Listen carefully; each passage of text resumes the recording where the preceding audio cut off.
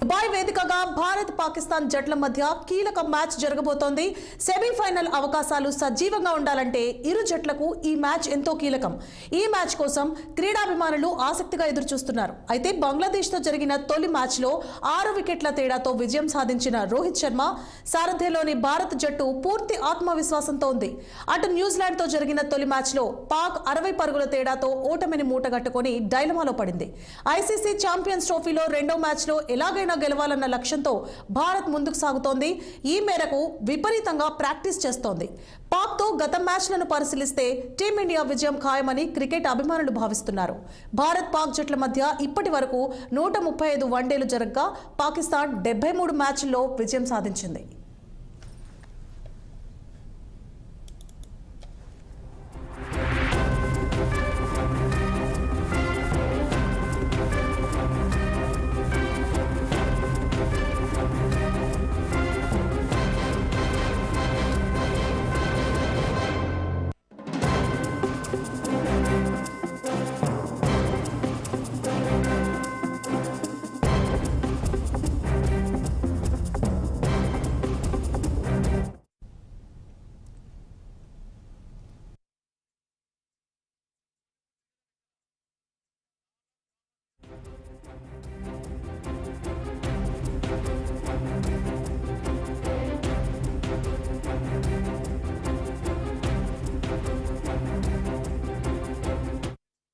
Right, breaking news చూస్తున్నాం. ICI champion ట్రోఫీలో భాగంగా ఆదివారం దాయాదుల మధ్య హై వోల్టేజ్ మ్యాచ్ జరగనుంది.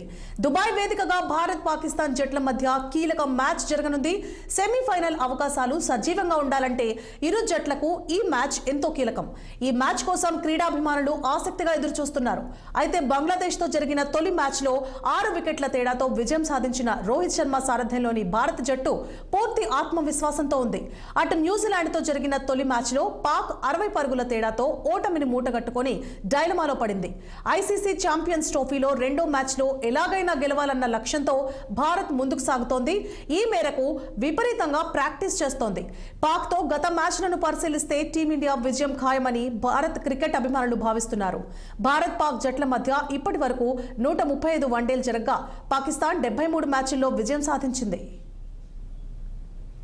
ఇదే అంశానికి సంబంధించి మరిన్ని అప్డేట్స్ ని మా senior correspondent Srinivas phone line లో అందిస్తారు.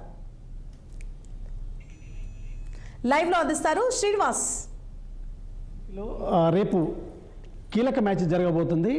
దాయాదుల మధ్య ఇండియా పాకిస్తాన్ మధ్య ఈ మ్యాచ్ జరగబోతుంది. హై టెన్షన్ వాతావరణంలో కూడా ఈ మ్యాచ్ జరుగుతుందని చెప్పొచ్చు. అయితే దుబాయ్లో ఈ మ్యాచ్ జరుగుతుంది. అయితే పాకిస్తాన్ ఈసారి ఈ ఛాంపియన్స్ ట్రోఫీని నిర్వహిస్తున్నప్పటికి కూడా బీసీసీఐ మాత్రం పాకిస్తాన్లో అంటే భద్రతా దృష్ట్యా పాకిస్తాన్లో ఆడే ప్రసక్తి లేదని కూడా ఐసీసీకి తేల్చి చెప్పిన నేపథ్యంలో కూడా ఇది హైబ్రిడ్ పద్ధతిలో అంటే భారత్ ఆడే మ్యాచ్లన్నీ కూడా దుబాయ్లో జరుగుతాయి. ఈ నేపథ్యంలో కూడా మొదటి మ్యాచ్ ఇండియా దుబాయ్లో ఆడింది. అయితే బంగ్లాదేశ్ మీద విజయం సాధించింది. అయితే రెండో మ్యాచ్ పాకిస్తాన్తో కూడా దుబాయ్లో జరుగుతుంది.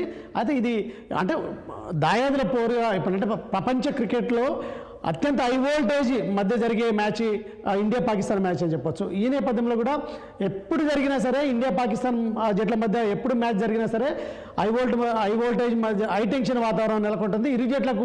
ఇరు దేశాలకు ప్రతిష్టాత్మకంగా క్రీడాభిమానులు కూడా చూస్తున్న పరిస్థితి. సో ఈ క్రమంలో కూడా రేపు అదే జరగబోతుంది. అయితే పాకిస్తాన్ డిపెండింగ్ ఛాంపియన్గా బరిలోకి దిగుతుంది. ఇండియా ఈసారి ఖచ్చితంగా ఎలాగైనా గెలిచి తీరాలి. ఈసారి ఛాంపియన్స్ ట్రోఫీని గెలిచి మూడోసారి ఛాంపియన్స్ ట్రోఫీ కైవసం చేసుకోవాలని కూడా ధీమాగా ఉంది రోహిత్ సేనా మధ్య. అయితే ఇటు ప్రస్తుతం రెండు టీంల ఫామ్ దృష్ట్యా చూస్తే ఇండియా స్ట్రాంగ్గా ఉంది. ఏదైతే ఖచ్చితంగా గెలుస్తుందని కూడా ఇప్పటికే విశ్లేషకులు అదేవిధంగా అభిమానులు కూడా చెప్తున్న పరిస్థితి ఉంది. అయితే పాకిస్తాన్ మాత్రం ఆడిన మొదటి మ్యాచ్లో న్యూజిలాండ్ చేతిలో చిత్తయింది. అయితే రెండో మ్యాచ్లో ఖచ్చితంగా గెలవాలని కూడా పాకిస్తాన్ భావిస్తుంది. ఇంకొక వైపు ఇండియా ఇప్పటికే బంగ్లాదేశ్ మీద గెలిచి రెండో మ్యాచ్లో పాకిస్తాన్ మీద గెలవాలని కూడా ధీమాగా ఉందని చెప్పొచ్చు. అయితే ఒకవేళ రేపు రెండు టీంలకి కీలకంగా ఈ మ్యాచ్ జరగనుంది. ఎందుకంటే పాకిస్తాన్ రేపు ఒకవేళ ఇండియా మీద ఓడిపోతే ఇంటికి వెళ్ళే పరిస్థితి. ఎందుకంటే ఖచ్చితంగా రన్ రేట్లో వెనకబడిపోతుంది. అదేవిధంగా అంటే అవకాశాలు సెమీస్కి చేరే అవకాశాలు లేవు. అయితే ఇండియా కూడా ఒకవేళ ఓడిపోయినట్టయితే న్యూజిలాండ్తో జరిగే మ్యాచ్ మాత్రం కీలకంగా మారింది.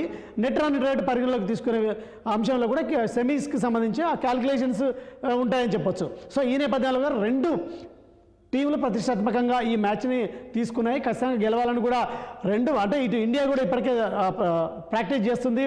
అదేవిధంగా ఇండియా ఇటు బ్యాటింగ్లోను బౌలింగ్లోను పటిష్టంగా ఉందని చెప్పొచ్చు. అదేవిధంగా అందరూ ఫామ్లో ఉన్నారు.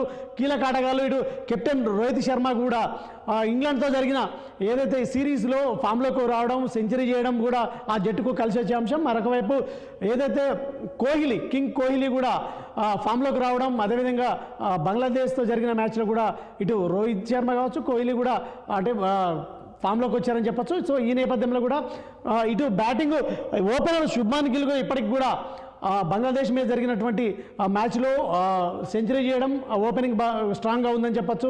మిడిల్ ఆర్డర్ కూడా స్ట్రాంగ్గా ఉంది. అదేవిధంగా శ్రేయస్ అయ్యర్ మిడిల్ ఆర్డర్లో రాణిస్తున్నాడు.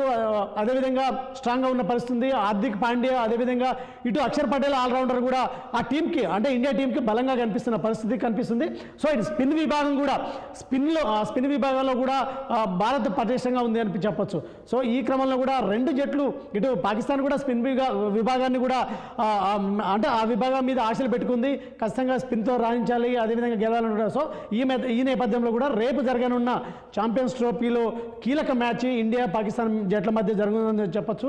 హై వోల్టేజ్ మధ్య జరుగుతుంది. సో ఇప్పటికే అభిమానులు కూడా అంటే ఈ రెండు మ్యాచ్ల మధ్యలో కూడా ప్రపంచంలో కూడా బెట్టింగ్లు కూడా ఎక్కువ జరుగుతాయని చెప్పొచ్చు. ఇప్పటికే బెట్టింగ్లు కూడా జరుగుతున్నట్టు కూడా సమాచారం ఉంది. రెండు మ్యాచ్ల గెలుపు ఓటమి మీద బెట్టింగ్ జరుగుతున్నట్టు కూడా సమాచారం, పెద్ద మొత్తంలో కూడా చేతులు మారుతున్నట్టు కూడా సమాచారం ఉంది. సో ఈ క్రమంలో కూడా రేపు చూడాలి మరి మధ్యాహ్నం జరిగినటువంటి ఈ మ్యాచ్కి ఏ విధంగా ఏ టీం గెలుస్తుంది, ఏ టీం ఓడుతుంది. దాదాపు అయితే ఇండియా ఫేవరెట్గా బరిలో దిగుతున్న నేపథ్యంలో కూడా దాదాపు అభిమానులు ఇటు ఉత్సాహంగా ఉన్నారు మ్యాచ్ని తిలకించడానికి అని చెప్పొచ్చు. పిచ్ బ్యాటింగ్ అనుకూలంగా ఉంటుందా, బౌలింగ్ అనుకూలంగా ఉంటుందా? ఒకవేళ భారత జట్టు టాస్ గెలిస్తే ఏది ఎంచుకుంటే మొదట విజయానికి చేరువగా వెళ్ళే అవకాశాలు ఉంటాయి? అంటే భారత్ బంగ్లాదేశ్తో ఆడిన మ్యాచ్ మాత్రం పిచ్ ఏదైతే స్లోగా ఉంది, ఏదైతే ఇటు ఫేస్ కావచ్చు, స్పిన్ కావచ్చు, అంటే బంతులు ఆగి వస్తున్న నేపథ్యంలో కూడా బంగ్లాదేశ్ మ్యాచ్కి సంబంధించి మాత్రం స్లో పిచ్ కనిపిస్తుంది. సో రేపు జరిగే మ్యాచ్కి సంబంధించి స్లో పిచ్ ఉంటుందా ఉండదా అనేది మాత్రం చూడాలి. ఎందుకంటే ఇప్పటికే చెప్తున్న పరిస్థితి కెప్టెన్ రోహిత్ శర్మ మాట్లాడిండు మ్యాచ్ అనంతరం. అదేవిధంగా ఇటు అక్కడ జరిగినటువంటి ఏదైతే నిర్వాహకులు అంటే దానికి సంబంధించిన ఎక్స్పర్ట్స్ కూడా మాట్లాడిన పరిస్థితి.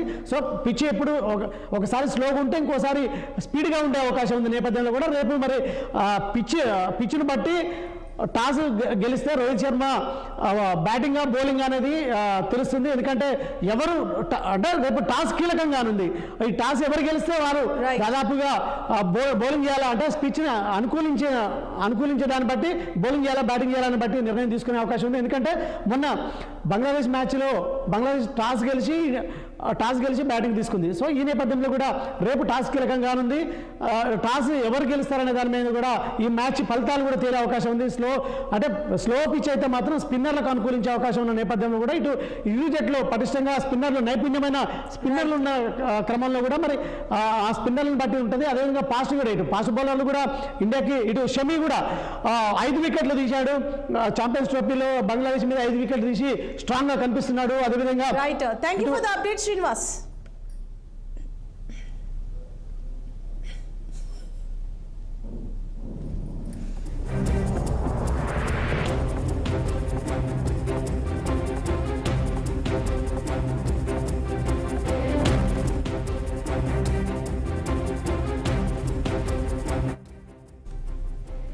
ఏలూరు జిల్లా బుట్టాయిగూడెం సెంటర్